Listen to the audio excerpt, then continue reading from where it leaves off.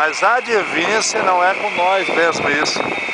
Hoje é dia 5 de março, um frio desgraçado, e nós não caímos no meio de um antigoverno, o pessoal fazendo um protesto. Olha o barulhão em plena Alemanha, ok? Em Frankfurt, Alemanha.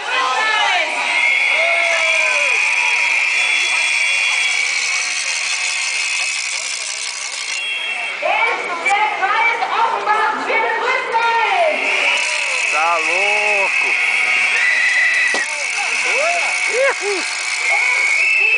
E a polícia tá em peso. Tem moleza? Vamos apitar.